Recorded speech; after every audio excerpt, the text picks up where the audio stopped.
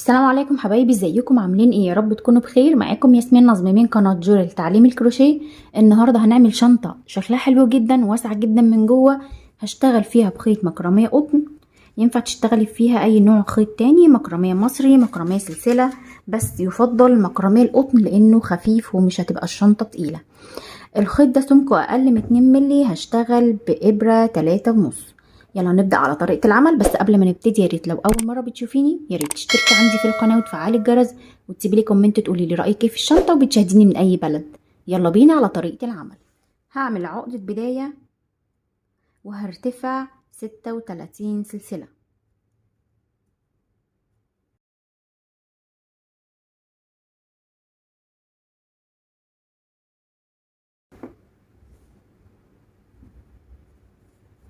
اشتغلت 36 سلسلة.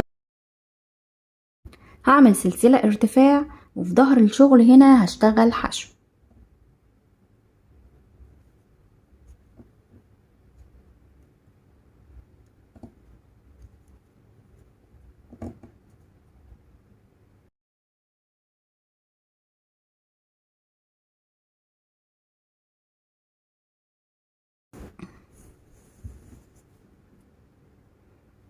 اشتغلت 36 غرزة حشو، هرتفع سلسلة وهلف الشغل، وتحت الحلقتين هشتغل غرز حشو.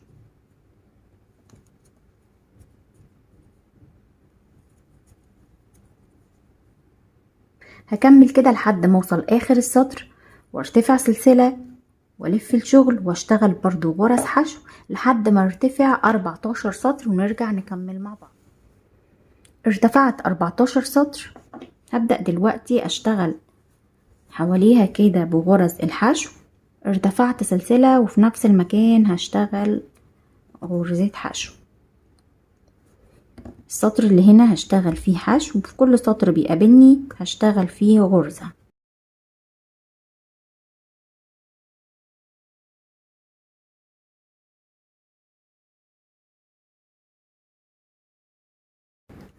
وصلت للغرزة اللي هنا في اول السطر، تحت الحلقتين هشتغل حشو وارتفع سلسلة، وفي نفس المكان هشتغل غرزة حشو. هكمل هنا في كل غرزة من الغرز دي غرزة واحدة.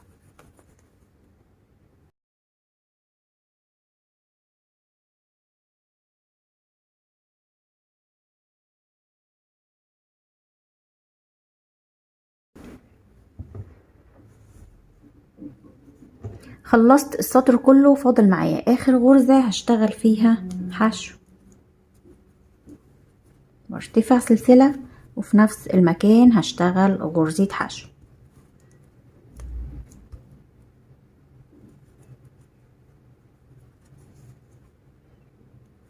هكمل في السطور دي في كل غرزة غرزة واحدة زي ما اشتغلت هنا.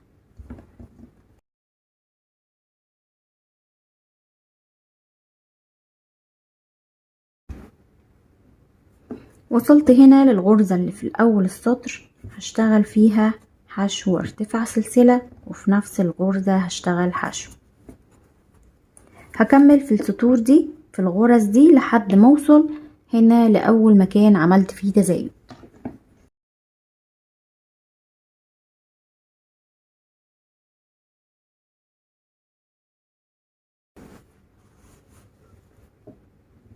كده خلاص انا حوضتها كلها بغرز الحشو. هبدأ دلوقتي اشتغل جسم الشنطة. هرتفع سلسلة، في نفس المكان هشتغل غرزة حشو في الحلقة الخلفية دي. كده اول غرزة في السطر هحط فيها علامة. هشتغل في كل حلقة بتقابلني في الحلقة الخلفية.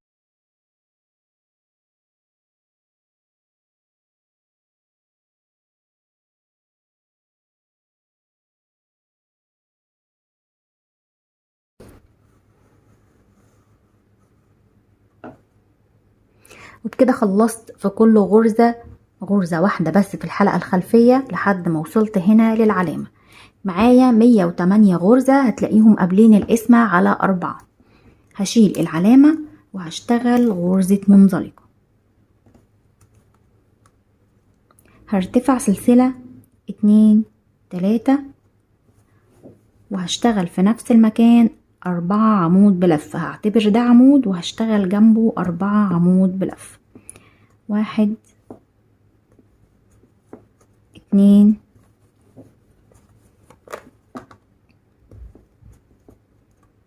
3 4. كده معايا 4 عمود بلفة و3 سلاسل هعتبرهم عمود بلفة. كده معايا 5 عمود بلفة. هدخل هنا في تالت سلسلة واسحب الخيط ده بالشكل ده كده وهرتفع سلسلة. هاخد لفة وهتخطى غرزة، والغرزة اللي بعديها تحت الحلقتين هشتغل فيها 2 عمود بلفة. 1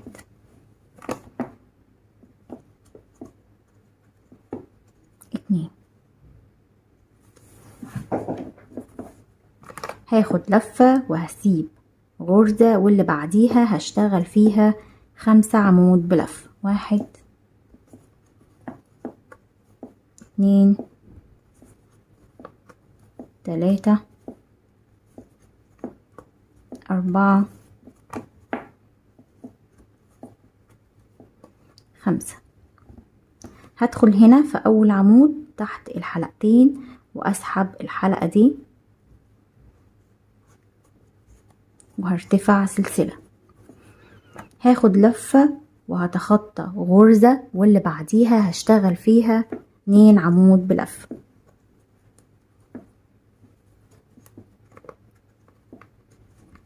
بالشكل ده كده. هاخد لفة واسيب غرزة واللي بعديها هشتغل فيهم 5 عمود بلفة. 2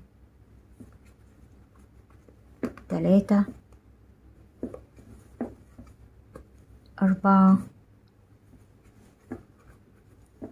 5. هدخل هنا في اول عمود بسيب العمودين اللي انا اشتغلتهم دول مش بشتغل فيهم وبروح لأول عمود هنا في الحلقة بتاعته فوق واسحب الحلقة دي وارتفع سلسلة. هاخد لفة واسيب غرزة واللي بعديها هشتغل فيها 2 عمود بلفة.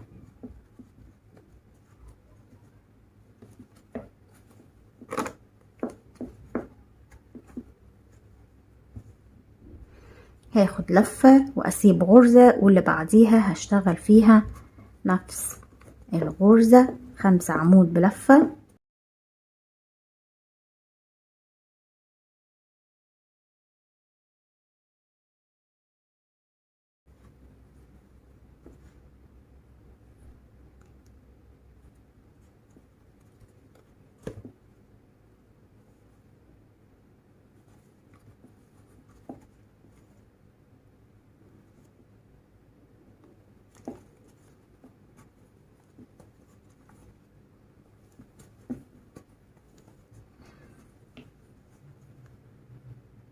هكمل كده لحد ما اخلص السطر كله.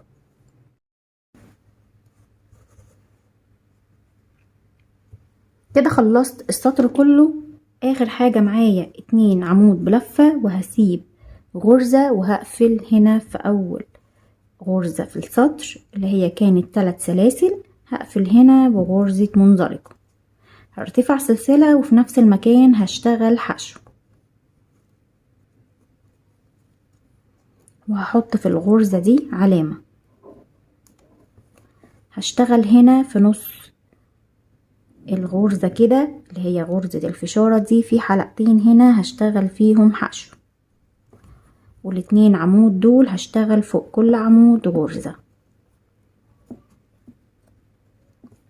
وهنا قبل غرزة الفشارة هشتغل غرزة، وهنا في الغرزة الحلقتين دول هشتغل غرزة. الاتنين عمود بلفة هشتغل في كل غرزة منهم غرزة، وهشتغل هنا غرزة، وفوق غرزة الفشارة دي هشتغل غرزة بالشكل ده كده.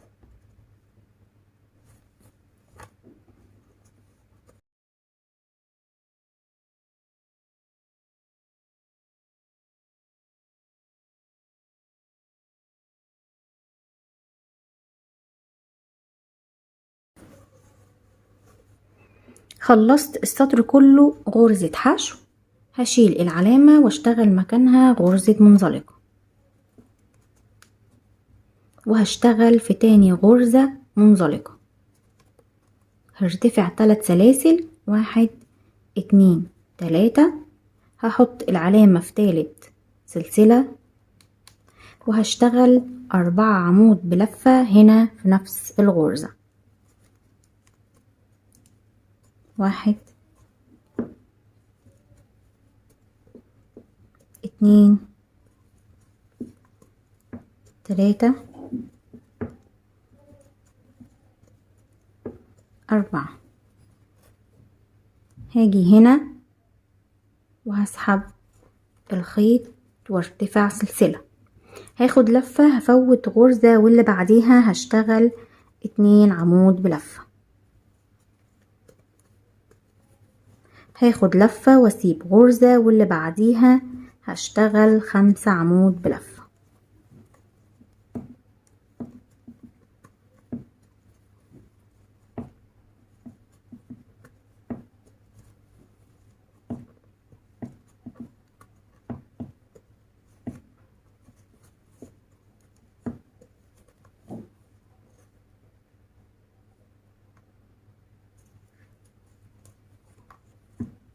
هاخد لفة وفوت غرزة واللي بعديها هشتغل 2 عمود بلفة، وبنفس الطريقة هكمل السطر كله، والسطر اللي بعده هشتغله غرز حشو. هكمل كده ونرجع نكمل مع بعض. كده خلصت سطرين، سطر غرزة الفشارة والسطر اللي بعده غرزة الحشو. هبدأ دلوقتي اقفل السطر، هشيل العلامة وهشتغل غرزة منزلقة تحت الحلقتين، وهروح لتاني غرزة واشتغل فيها غرزة منزلقة. دايما كل سطر بشتغل 2 منزلقة، وبعدين هرتفع سلسلة 2 وفي 3، وفي نفس المكان هشتغل 4 عمود بلفة.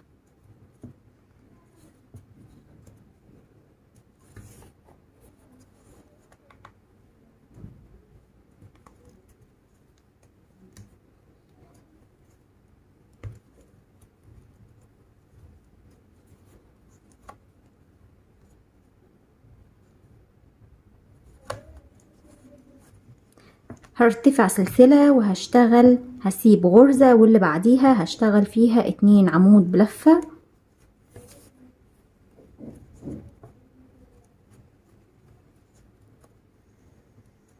بعد كده هاخد لفة واسيب غرزة واللي بعديها هشتغل فيها 5 عمود بلفة.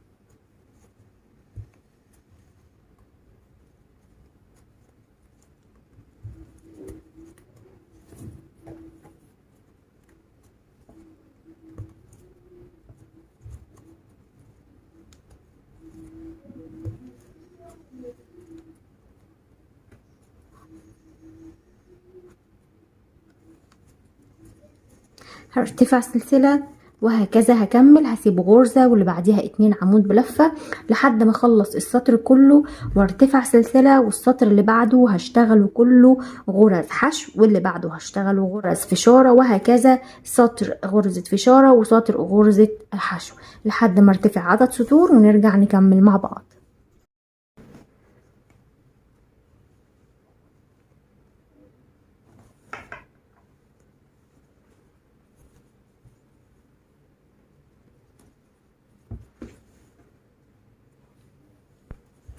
ارتفعت 20 سطر، 10 سطور غرزة فشارة و10 سطور غرز حشو.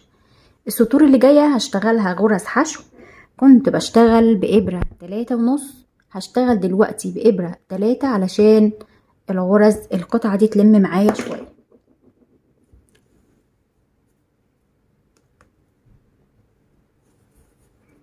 هرتفع سلسلة وفي نفس المكان هشتغل حشو. أول غرزة في السطر هحط فيها علامة،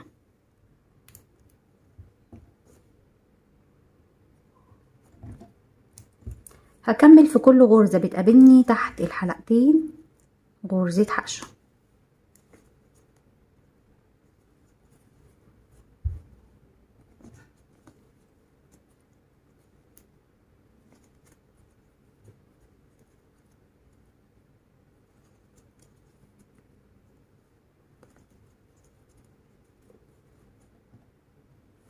هخلص السطر كله وارتفع سطر جديد لحد ما اشتغل عدد سطور غرز حشو، وهقفل كل سطر بغرزة منزلقة ونرجع نكمل مع بعض.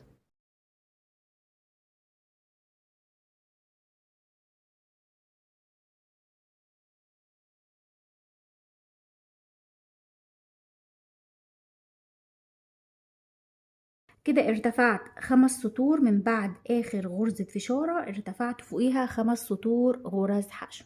السطر اللي جاي ده كله هشتغله غرز منزلقة.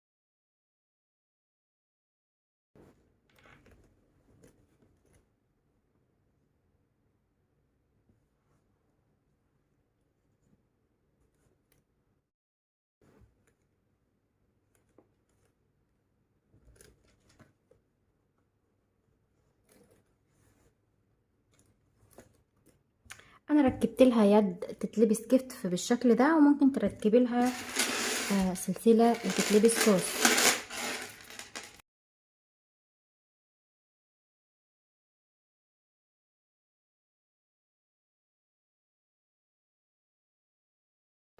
وبكده حبايبي تكون الشنطه خلصت معايا. هتاخد معاكي من 350 ل 400 جرام خيط مكرميه قطن.